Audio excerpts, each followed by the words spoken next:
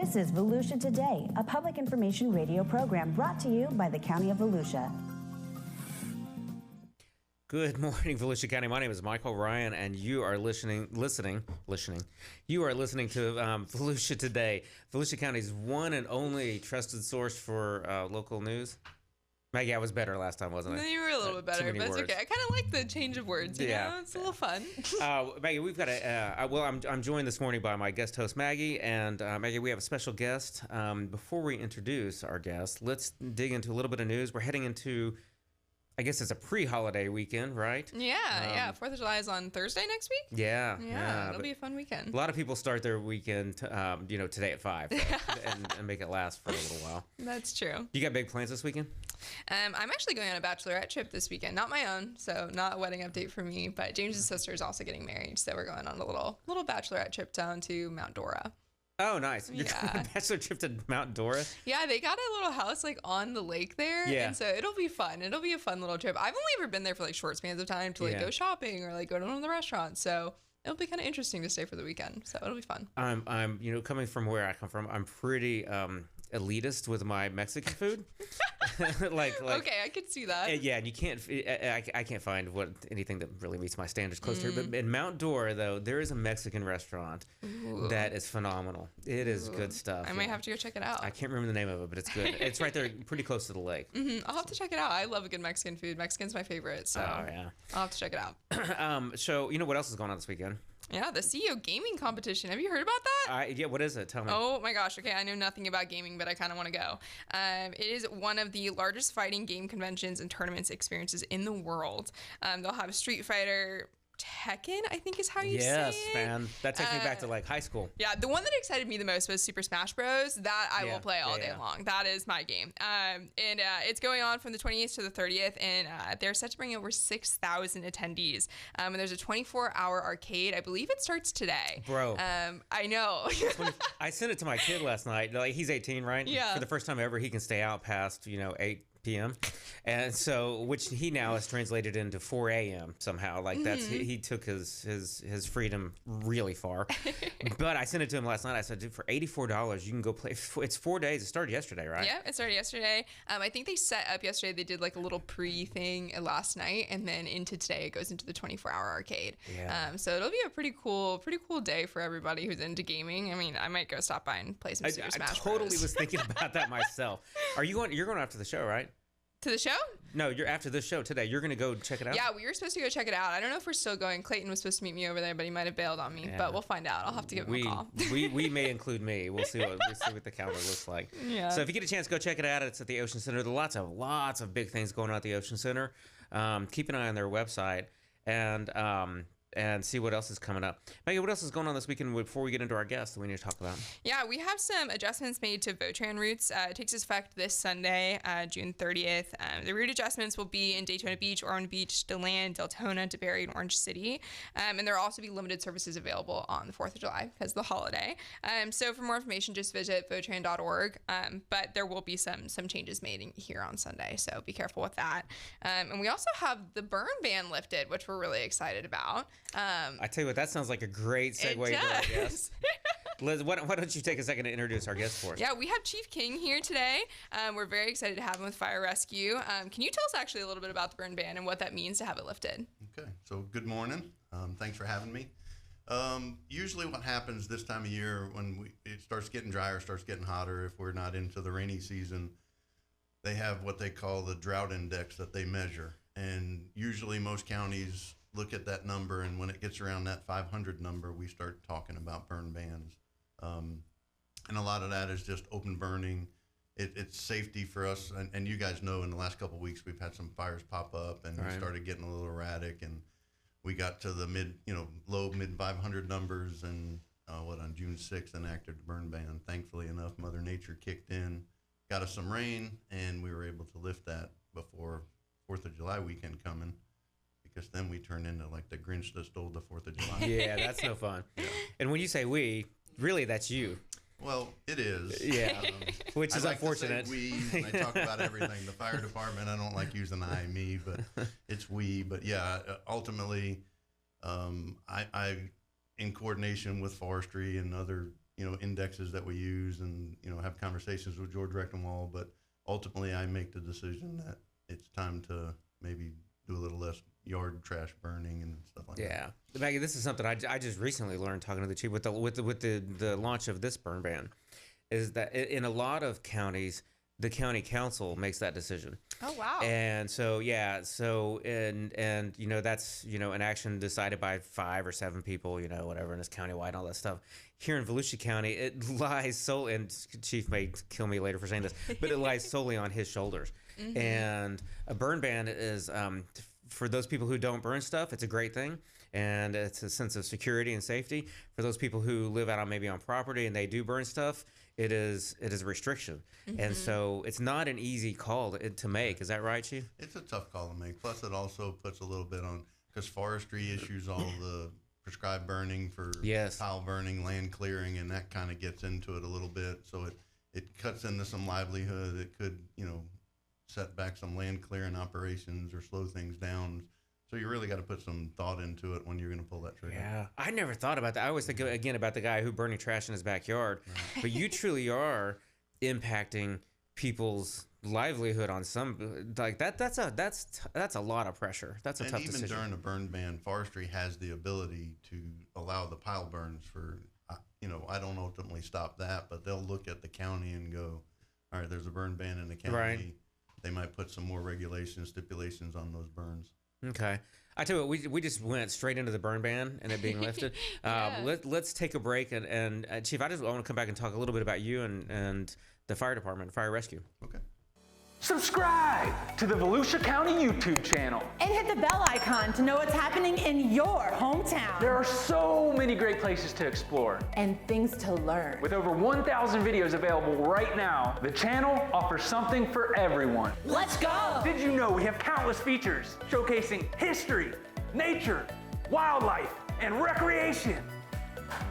Subscribe and hit the bell icon. Or that we live stream important county meetings and workshops where leaders make decisions that can impact our everyday lives. Did you subscribe yet? Or that we record our weekly radio show, Volusia Today, where we interview staff from the different divisions and departments across our great county, and they discuss the nitty-gritty of their field and expertise. Go ahead, subscribe. But that's not it. There's more. Subscribe and hit the bell icon and fully explore. Score! All right, good morning. Welcome back to Volusia Today. We are joined today by Chief King with Volusia County Fire Rescue, and we were just talking about the burn ban a little bit and it being lifted and how exciting that is, but we kind of skipped over it. So Chief King, can you tell us a little bit about who you are, where you come from, how'd you get here? Well, we won't go too far back. I did go to high school in the area. I've lived in Flagler County since I was 8 years old. Yeah.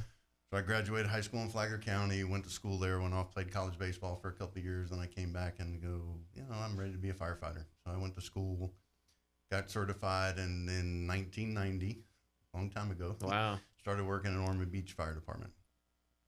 Did 23 years with Ormond Beach, and retired from Ormond, and took a job with Flagler County as a fire marshal, and then became the deputy chief there. And in August of 21, came to Volusia County as the deputy chief, and a little over a year later, I'm lucky enough to be the fire chief. That's a career right there. That's a long time in the service. It's been fun. Any regrets? Are you glad you became a firefighter? Spent your whole life being a firefighter? That is a deep question. I will tell you this one, that when I decided, all right, I'm giving up baseball and going to fire school. Yeah, that's tough. I sat there and watched baseball because I had an opportunity to go on to Iowa, Ole Miss, Florida Southern, and I decided, I'm going to go to fire school, and baseball became a job that you didn't get paid for, and for 5 years I regretted. I'd watch baseball and go, that could be me. That could be me. And even now I travel a lot. I play a lot of competitive softball, and 5-6 times out of the year I'm all over the country playing softball with 55 and over, and I can't get it out. I got to keep doing it. So that's an interesting transition from baseball to fire. What brought you to fire rescue and made you want to be a firefighter? That's a good question, because I talk about that a lot in new hires, and when I go talk to new, I just feel like that whole team mentality. You're one of 9 in baseball, you're one in whatever, in fire. You just got to learn how to be that team player, learn how to fit, and just doesn't matter if you're the boss or the bottom guy, just find the spot you need to be in and be part of that team. So I felt like that was the easy transition for me, because I played baseball from 5 years old. I mean, from the day I could stand up, I think I had a bat in my hand. What'd you play? What position? Well, in college and in high school and college, I played third base. Now my softball, I played third base, middle infield, I pitched. So mostly on the dirt, not in the grass. I like running that much. Yeah, well, no, Right. They always stuck me in the grass. Nobody likes to play out in the grass. I was in it's- the grass too. Yeah, me too. Me too. I tell you what, and the reason I asked, Chief, my daughter is 17. She's going into her senior year, and I shouldn't say this on the air, but she's on the fence of deciding if she's going to play. She plays softball, second base. Yeah, second base. And I had to think about that for a second. And she's on the fence if she's going to play her senior year. And so, we're trying to let her make her own decisions, obviously. Right. But like I'm also trying to tell her, if you skip that last year, because you just, for whatever reason, you're always going to look back and possibly always look back and regret that. So I agree. You agree with that? I agree that you'll probably regret it. I mean, I did, like I said, for when I walked away from college baseball, I regretted it for 5 years, thinking it wasn't right. But you asked me that question now, and I'm glad I did what I did. Next month I start my 35th year in the fire service. Yeah, absolutely. In August, I do. Let's take it back in there, but I want to reiterate that you just told my daughter on the air that she will regret it if she doesn't play her senior year. Chief And King you said so. You winked at me too, didn't Yeah, I did. So Emma, if you're listening, pay attention. You and I have been in government about the same amount of time, and I've always worked what I would call fire department or fire rescue adjacent. Right. I've always worked closely with the fire departments that I worked with. I've seen change in fire rescue over those years from the outside. Mm-hmm. What you've witnessed over the last 30 years has got to be phenomenal in how the what am I trying to say? How the career has progressed, or how the field has. Well, the funny thing, I mean, the first thing that pops into my head, I think about when I went to fire school, it was a fifth of the hours. It was like, a 280-hour class. Now it's almost 600 hours of school. Wow. The book was maybe an inch thick. Now it's like 7 inches thick. It basically went from you were a firefighter to now you're a jack of all trades. There's hazmat, there's all kinds of stuff. We always make the joke that when people call 911 and they don't know who to send, they just send the fire department. Yeah. We come with a giant toolbox. I mean, we basically we're considered all hazard. Yeah, that's true. It's kind of interesting. I didn't really think about that until I worked for the county, of how much the fire department deals with aside from fire. What is like the things that you see the most that isn't a fire that you guys actually get called to do? Well, the most obviously what we do is medical calls. That's roughly in the 80% of our calls is medical calls, and then there's a lot of vehicle accidents. You deal with just a lot of hazardous stuff, fire alarms, stuff like that. But roughly fire-related calls is about 5% of what we do. Oh, wow. Real structure fires, stuff like that. Most of it's, the medical side or the extrication side or accidents and hazard removal. So, Chief, we have, help me understand the difference between the service you guys provide, and we also have an EMS department too. Right. And so when I call 911, then how do I know if I'm getting a firefighter who is, well, I tell you what, let's start with, how are you guys medically trained? So all the fire departments in this area are medically trained to the high, the advanced life support or ALS or paramedics. Okay. So every fire truck pretty much in the whole county that rolls is the same qualification medically as your ambulances that show up. So that's why in the county it's a full 2-tier system. You'll respond depending on the call. If it's a what they call low acuity medical call, right, you could just get an ambulance. Okay. But a regular medical call, you'll get a fire truck and ambulance because they want the closest unit to get there. Sure. And generally, depending on the locations, a lot of times it's your fire department, but with the way the ambulance service works in the county, they're kind of, dynamic. They're moving around, so they could be right around the corner. So the way it works in the county is just that blanketed 2-tier system. So Chief, if fire rescue shows up first, do you guys stabilize the patient and then the ambulance shows up and transports them? Everybody can do the same treatment. So once the first EMS, paramedic, whatever gets on scene, they're treating the patient. And then if the ambulance shows up or vice versa, if the ambulance is there first, they can start treating and cancel the fire truck. Okay. If the fire truck's on scene first, they'll start treating the patient and then transition over. They'll do the transport only. So it's like the ambulance can just pull up, load the patient up, and leave if it's timed perfectly. Right. So it's quicker getting the call done and getting them to the hospital. Okay. Wow, it's so interesting to me. You know, you drive on the road and you see accidents. Sometimes you see a fire truck, sometimes you see an ambulance. It's interesting to know the difference between the two, and that really you're getting the same treatment regardless of who shows up. And I imagine that you guys get some pretty hard calls, and sometimes that can be rough to deal with. I mean, how do you guys manage that? You know, I'm sure there's people who have a hard time going in and seeing that. I mean, you've been doing it for 35 years. I imagine that becomes a lot to carry. How do you deal with that on a day-to-day basis? So there's a lot of things in place right now, and we deal a lot with that. You know, the PTSD is now big in the fire service. And I've always said, I think years ago it was funny because all we had years ago, we didn't have any social media, we didn't have any of that. No phones, no nothing. When I started, we'd go back to the station and sit at the kitchen table and drink coffee and talk about it. And yeah. Where now it's like you get these kids, they come back, they grab their phones, they go right in the bunk room, and they're by themselves. And I've always said that's, you got to get everybody and talk about things. And so there's a lot of things in place that are out there for help and, discussion. But I think it starts with inside the department, just recognizing that and caring about your people and making sure you make that a priority. That's an interesting question, Chief. That like you said, it's about part of the reason you went into firefighting it's about the team and right. Keeping that, and which absolutely translates from athletics into that, or the military into that. It makes a lot of sense that just that team culture and stuff. I think I would probably unfairly stereotype the men and women in a fire station that is not wanting to walk back after a call and actually talk to each other about how it affected their feelings. Right. I just don't see that. Does that happen? Well, it does. And for a long time, you can talk to people years ago in the fire service. That was the biggest problem. It was that culture was out there that, right. Don't say nothing, don't be that weaker person. And now it's like, if you need to talk about it. But I think that was unfair because I think we did it on our own, not realizing it. We would go back and talk about it. Yeah. And I think it helped.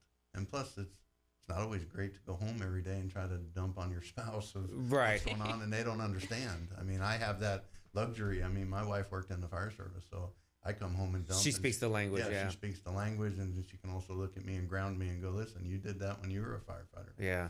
So it's fun. My wife manages a hospice team here in Volusia County. Mm-hmm. And so it's a hospice. So every day she's dealing with the final outcome of that, and comes home and talks to me about it. Oh, I'm like, I wrote a press release today. Right. I posted some stuff on Facebook, right. And she literally helped a family transition and stuff. It's just such a different level that a lot of us who go to day jobs don't handle that kind of stuff. I tell you what, let's come back, and when we come back, we'll dig into. I really would like to know what you guys do between the fires and the medical calls. What's the other 80% of the stuff that you guys do? A lot of what we do is just training, preparation, just the whole day. You start the day off and it's an hour or 2 hours of just making sure all your equipment's right. I mean, even though somebody was there the day before, stuff happens. So you're checking trucks, getting your stuff ready. Training's probably at least 2 hours a day. But you guys don't play Xbox all day, right? No, not supposed to. No. I tell you what, let's dig into that when we come right back. Okay. We are Volusia County Beach Safety. We're here to serve Volusia County's 47 miles of unique coastline. Volusia County beaches. Yeah, those beaches. But also these beaches. We have millions of visitors every year, and we work around the clock to keep our beaches safe and beautiful. And you can help. Swim near a staff lifeguard tower. Pick up your trash. And fill holes. Identify, avoid, and escape rip currents. Please leave the beach cleaner than you found it. There we go. Look out for one another and keep an eye on kids, especially near the traffic lane and in the water. Pets are allowed at our 2 pet-friendly beaches, Lighthouse Point Park and Smyrna Dunes Park. If you see something, say something. A clean and safe beach guarantees fun in the sun for everyone. Thank you for doing your part to keep Volusia County beaches beautiful. See you at the beach! Make the most of your day at the beach. Download the Volusia County Beaches app today. Sign up for real-time notifications on vehicle ramp openings and closings. Find staffed lifeguard towers.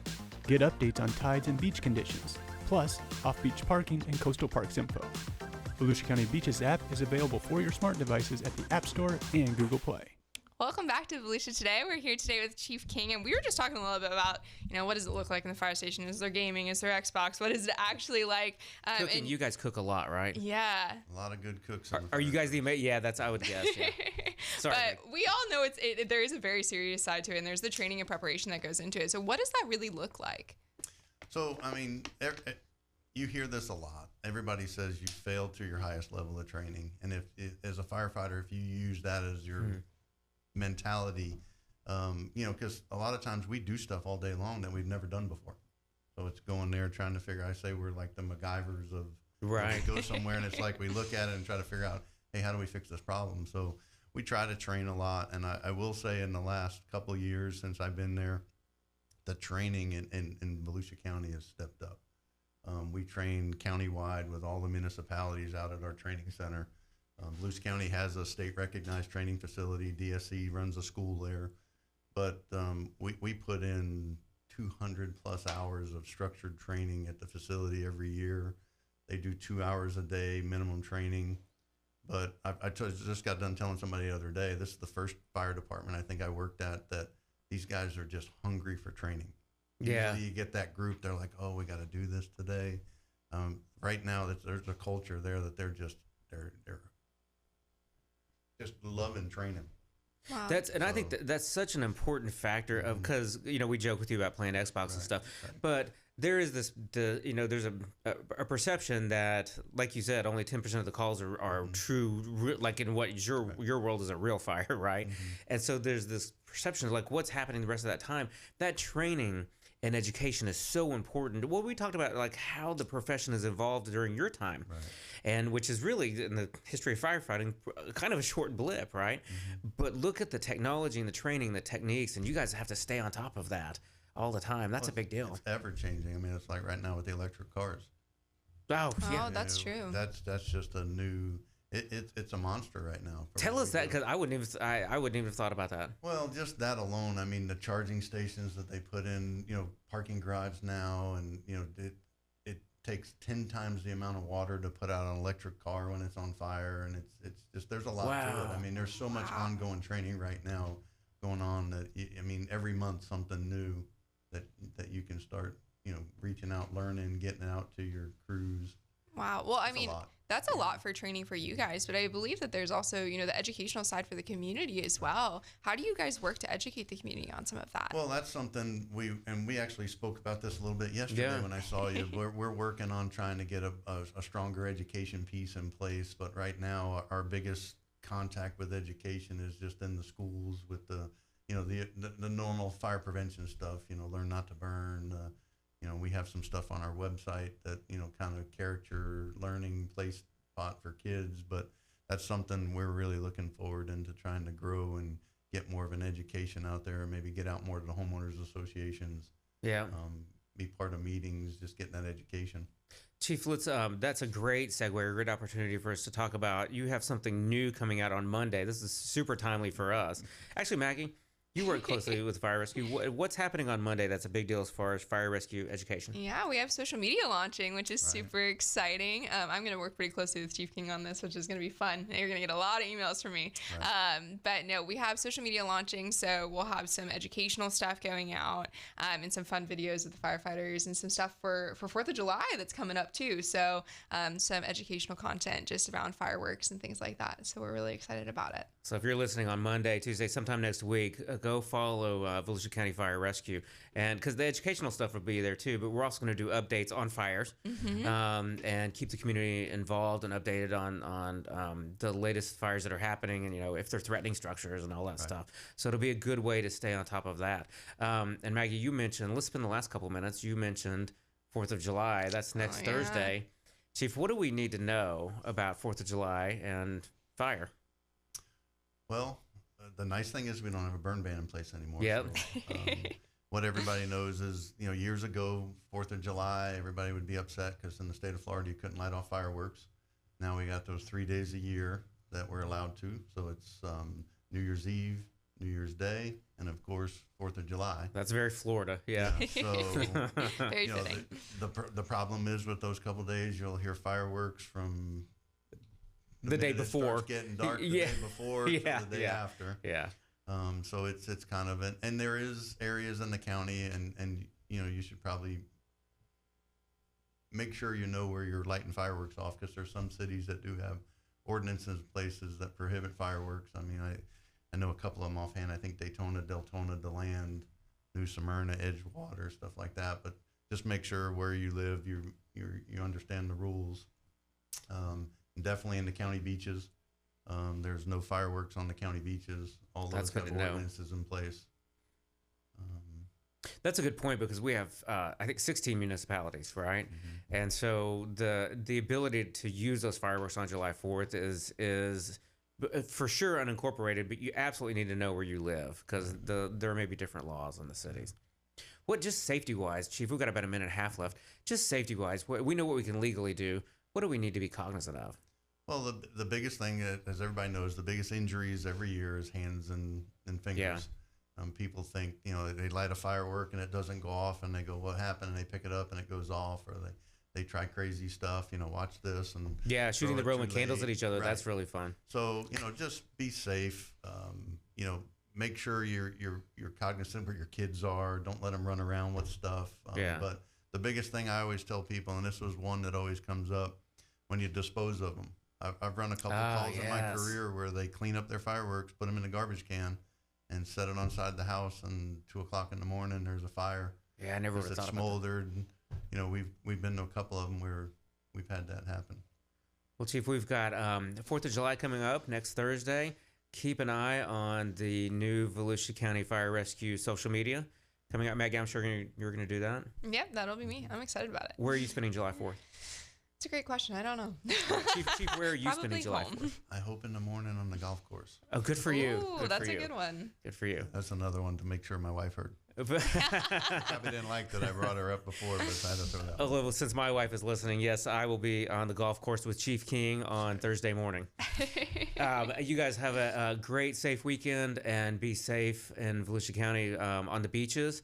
Not just with fireworks coming up on 4th of July. You know, it's a long weekend. People tend to enjoy it at levels that are somewhat not always safe. Be safe this week and enjoy the ocean.